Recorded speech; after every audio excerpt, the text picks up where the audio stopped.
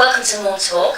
Really pleased to have you with us today, and also really pleased to have Roseanne from Banbury Guardian. So thank you ever so much for coming in to see us today. I really appreciate it.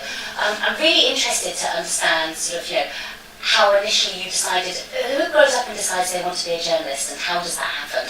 Oh, well, I didn't. Well, that's an interesting story, actually. I lived in Wales, and my marriage had broken up. I was quite young. And I moved to Banbury as a single parent and lived on the Richness estate in a council house. There used to be council houses in those days. And I started off by sort of making ends meet working in a restaurant, and then decided I wanted to work during the daytimes, and there was a job going, a copy tagger job, and I could type, in an office which turned out to be a local paper. And so I went for a trial day, saw what it was, and just thought, this is my niche, and I absolutely found it, so I've stayed. Wow, so it was love at first sight? Absolutely. I really realised that was what I wanted to do, and I'd have done it and probably still would unpaid. I really love my job. Gosh. I'm lucky. Don't let your editor hear that. No, he's good. He won't mind. He won't give me a pay rise though. And you cover some amazing local issues. You can really see read the passion in them. And I know that at the moment you're really involved with the Horton and Save The Horton campaign and everything that's happening with that. Yes. Can you tell us a little bit about how that's come about and what's happening now? Yes. Well, I had 3 periods of maternity leave, and then after the last baby, I left for a couple of years. I was a bit burnt out. And when I came back into the job again, back to the Banbury Guardian, I was handed a story that Northamptonshire Health Authority, it was in those days, had decided it was going to remove £5 million worth of contribution to the Horton, which was a huge threat to the survival of the Horton services. At that time, the Horton was an independent hospital. It simply survived on its own, and it got money from the Oxfordshire Health Authority, but it had to have contributions from South Warwickshire and Northamptonshire for those patients. So that was the first big story, and that was what got me involved with the chief executive of the hospital, and I began to understand how hospitals work, how the funding works. But it's all completely changed. It has completely changed. It's all been put into a sort of business format now. So rather than government simply funding health services, we now have a system where they have been gradually introducing more and more private sector provision of services. And a lot of you might have heard about Richard Branson's Virgin Company and other companies, big corporations like Circle and all these different companies are actually taking over health services that can be profitable. But that's the danger, is that the ones that can't be profitable aren't being given so much attention. Those are still being left for the taxpayer to fund. And the ones that can be profitable, rather than the profit going back into the health service, they're going into shareholder pockets. And politically, I don't agree with that. So you feel there's a risk of two-tier care, a two-tier system then as well? Well, the two-tier system is on its way, and that's going to be the one where those who can afford private medical insurance will have care, instant care, very quick care, and those who can't are going to be left with what's left of the National Health Service. I mean, it is a long story, and so obviously I need to cut it short a little bit, but in 2012, the government brought in an act called the Health and Social Care Act, which largely went under the radar, and it was put through because there was a coalition government. The Conservative controlling side of the government didn't have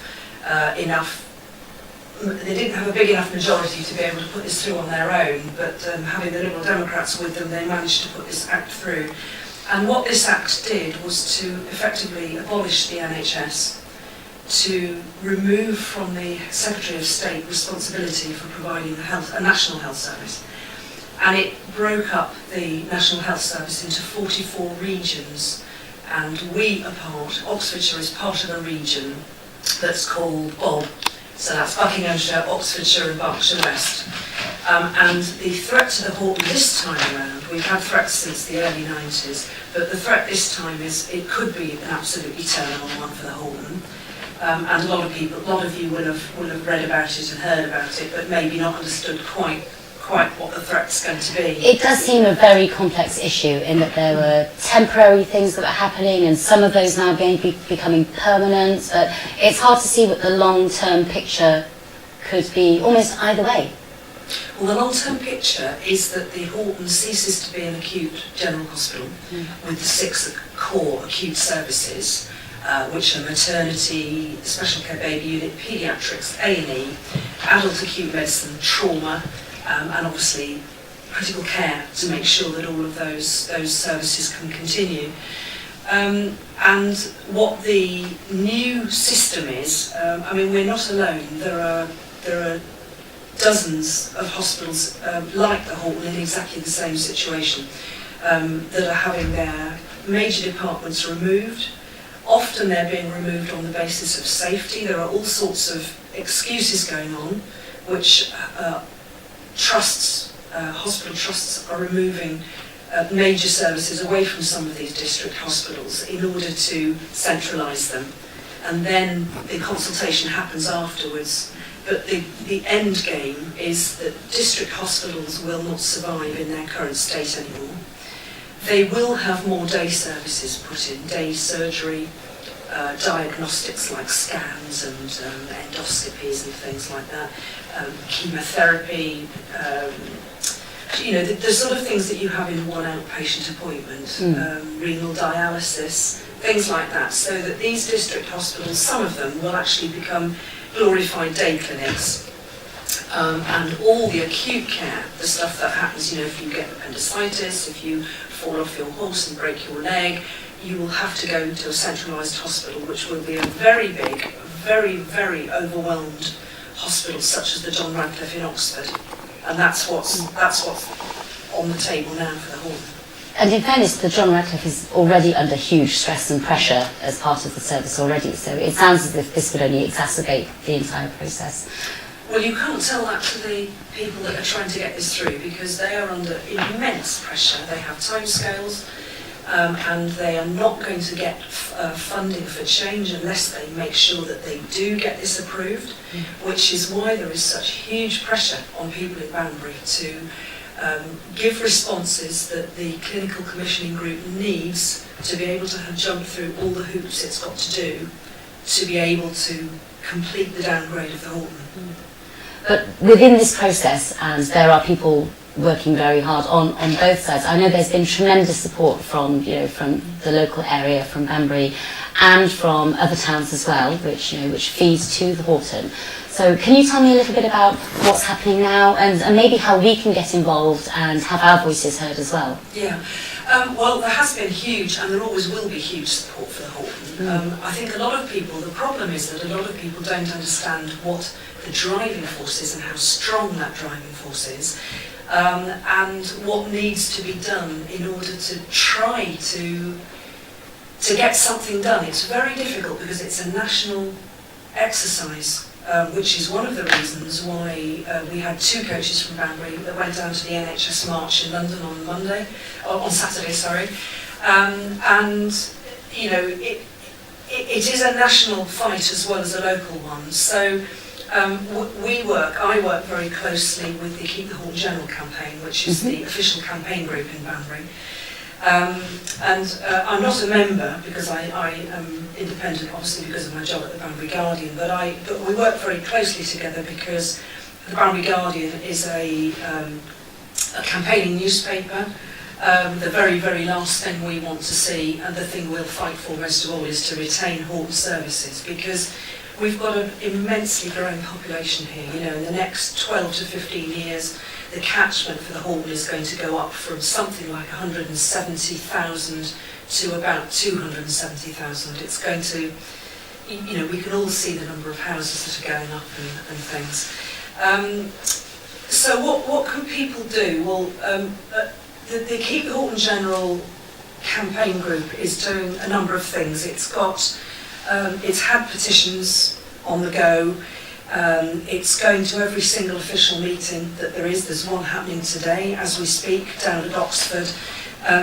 It's Oxfordshire County Council's Health Scrutiny Committee, and we hope that by the end of the day, if they have seen sense at all, they will ask the clinical commissioning group to stop this first consultation, because the clinical commissioning group has split the consultation deliberately into two parts to make it easier.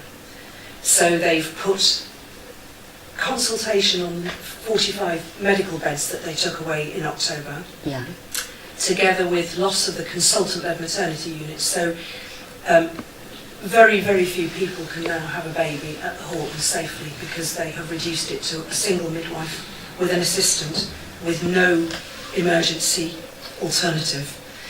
There is an ambulance, excuse me, there is an ambulance that can take mothers who get into complication during delivery to Oxford, but that has its own risks. So they're consulting on that, those elements first, and the loss of special care baby unit, and the downgrading, this is important, the downgrading of our intensive care. Now, if they manage to do all of that first little package, the downgrading of critical care is going to have an impact on anything else that can happen at the Horton. So that's, I would say, a bit of a sneaky one to put that in there. Because the critical care would not be available if something happened elsewhere. Well, if somebody with pneumonia or some kind of condition where they needed ventilation, they needed breathing help, went to the Horton, they simply wouldn't be allowed. They would be immediately taken down by ambulance. The protocol would be that they wouldn't even go to the Horton.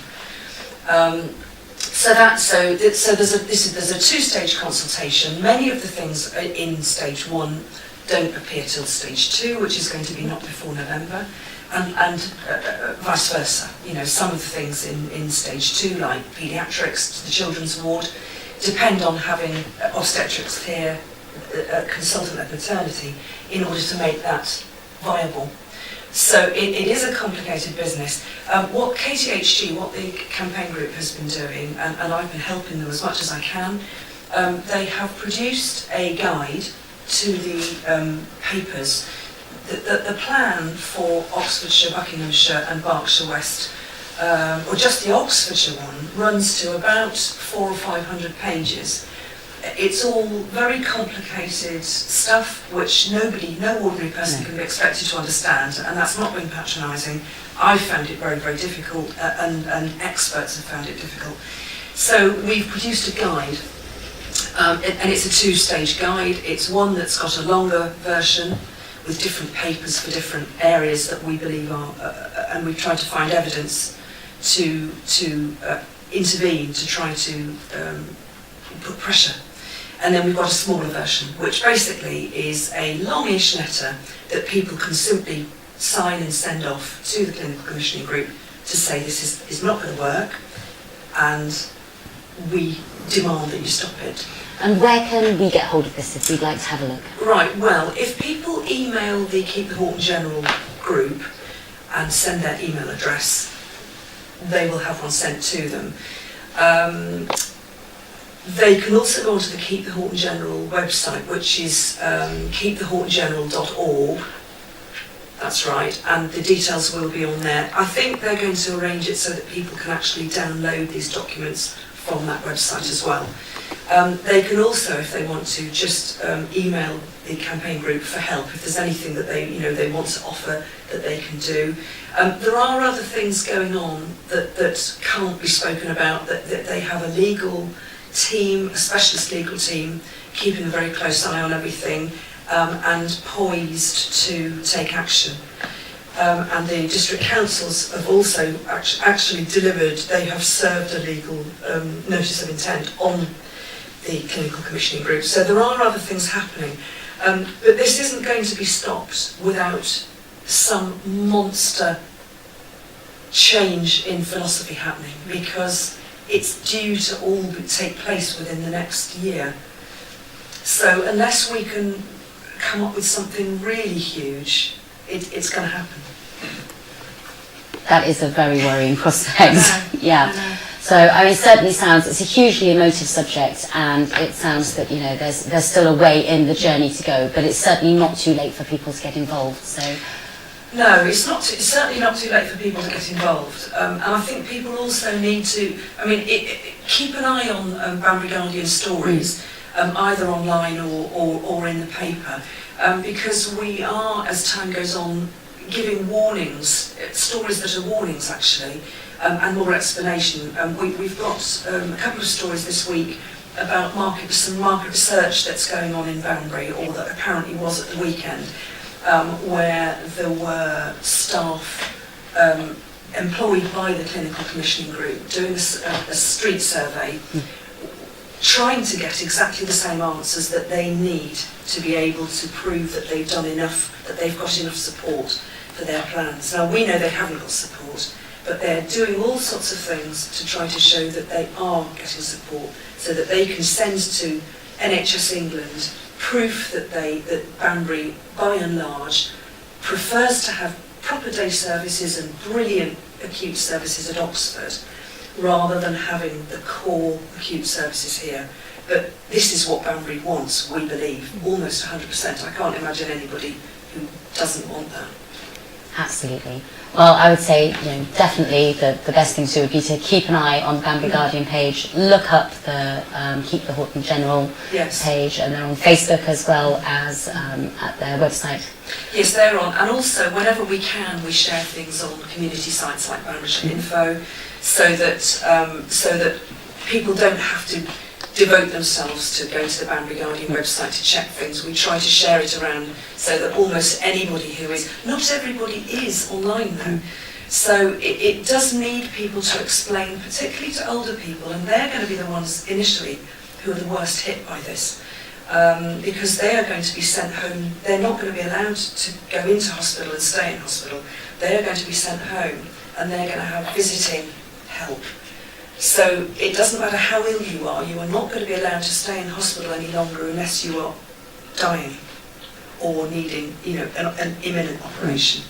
So it would help for people to be able to try to explain to older people what's happening as well, so that hopefully those who do still have the strength to campaign or fight can at least write and give their point of view. Well, this has been a great opportunity to learn a bit more about what's going on, and thank you very much for taking the time to come and talk to us today. It's been great, thank you. Thank you.